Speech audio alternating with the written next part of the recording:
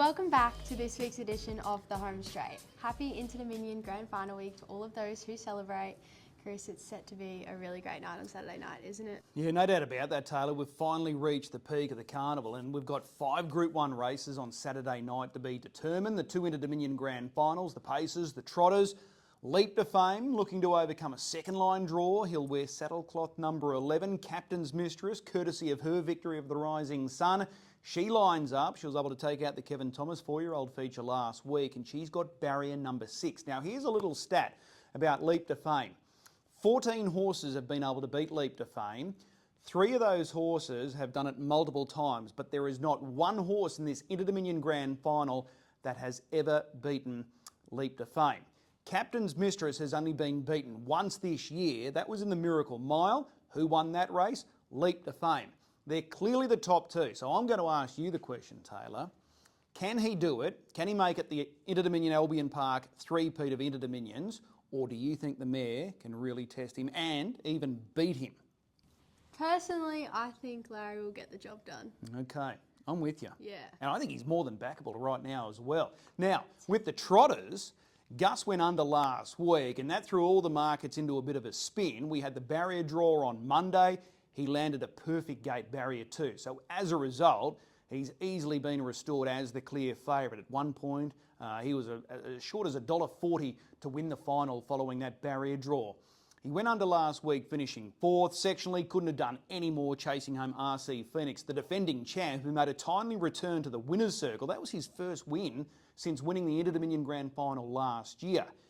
Are you sticking with the local Gus? No Queensland trotter has ever won an Inter-Dominion. We've only just won a couple of heats, Gus this year, Golden Sunset last year.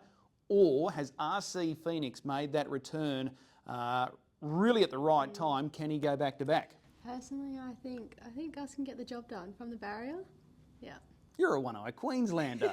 2 for 2, you Leap to Fame into Gus, and it's hard to sort of go away from those 2 horses. They were the series favourites leading into the series, and they've been pretty much the favourites all the way through. So it's going to be a great night of racing. The Oaks, the Derby, I think they're going to be very interesting races. Hollywood Strip, when you go back and analyse what he did in the Rising Sun, 3rd behind the 2-star 4-year-olds, Captain's Mistress and Marketplace, he was enormous. So here he is, back against his own age group, comes up with a front row draw. The Oaks is going to be interesting, and the Hewitt family could be dominating the Oaks because Arc C comes up, hit-run mission like we outlined last week. They're full steam ahead. She draws wide off the front row, trained by Sam Hewitt.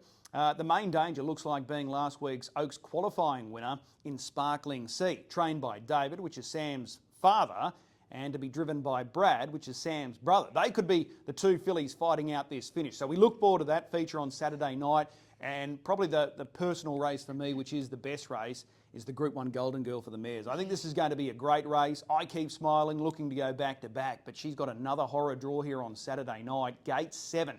It's not going to be easy. There's plenty of talent in this field. Really looking forward to it. Can the mares go better than 150? They did it last year. Can they do it again? So looking forward to a huge night here on Saturday night.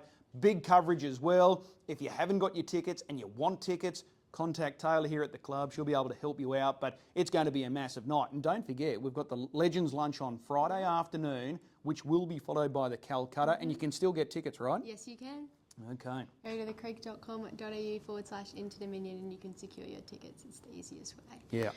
Now, Chris, this last Saturday night, we seen Halftime Major win the Group 1 of Benstud Protostar, and what a win that was. Yeah, what a horse he might be. That was just his second race start there on Saturday night, taking the $500,000 feature. Now, he looked like a potential superstar on debut. Massive winning margin, brilliant sectionals, and he doubled down with that victory there on Saturday night. Coming off cover, super quick time. So, what are they going to do with Halftime Major? He's going to have a let up as we speak right now. He's gone straight to the paddock, but is there a chance he could come back by the end of the year?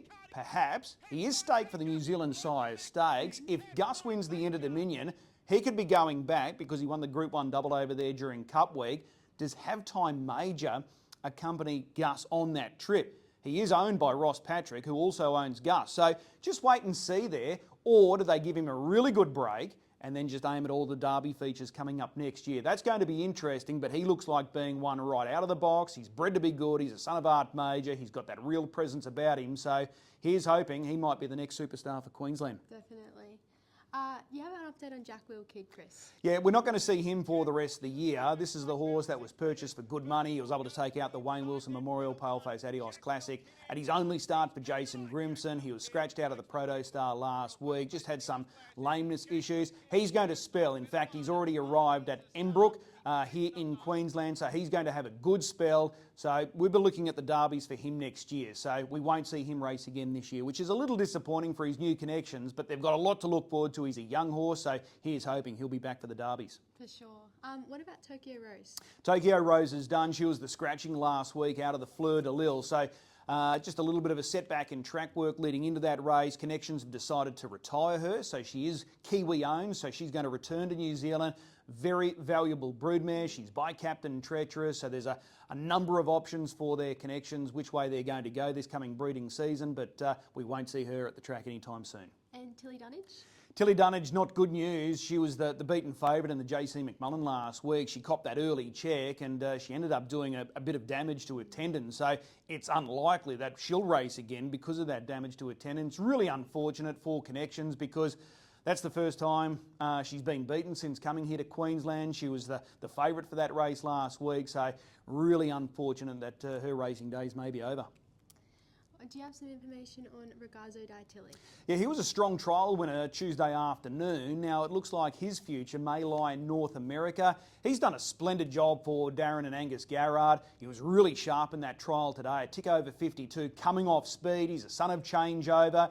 So I'm sure they've been, tossing and turning about what to do with Ragazzo Di Tilly because he's been a flagship for that stable for so long now. He won the Flashing Red here just prior to the carnival or at the start of the carnival, but there's been an offer and it looks like he may be racing in the future in North America. And Fire Razor, Chris? Yeah, he's another one that's been sold. Group 1 winner as a 2-year-old for Grant and Trista Dixon. Exceptionally well bred, so looks like that deal has been done and he'll be changing stables. Do you have some information on Stars Destiny and Victory Vic? Yeah, they came up with David Miles, travelling companions for Rockin' With Attitude, who takes her spot in the Inter-Dominion Trotters Grand Final. It looks like they're going to have an extended stay here in Queensland. As we know, David Miles has been based with Sean and Michelle Grimsey. Shout out to Sean and Michelle as well. I think they've only got 9 racehorses, 2 of which have qualified for the finals on Saturday night. One in the Pacers final dashing. Golden Sunset qualifies for another trotting final. So job well done. So it looks like Stars Destiny and Victory Vic will transfer to their care. Massive effort from Sean and Michelle there. What about Stranded? Stranded's an interesting one. This is a Kiwi trotter, only a 3-year-old. There's been a bit of interest in this guy. He was formerly with David and Claire McGowan in the North Island of New Zealand. So a deal has been struck and he's on his way to Queensland. And that stable I just mentioned, Sean and Michelle Grimsey, have got themselves another trotter. So they've got Iconic Image and now they've got Stranded. Who knows? They might be aiming up at some of those Derby features or Oaks and Derby features coming up at the end of the year. So we'll keep an eye on that one. But only one start. Looks like it's got good ability. And Atula? Another Kiwi that's coming to Queensland, set to join the stables of Wayne Graham, formerly with Crown and Chrissy Dalgety down at Christchurch. She's going to make her way to Queensland and she'll join the stables of Wayne and Lynn Graham.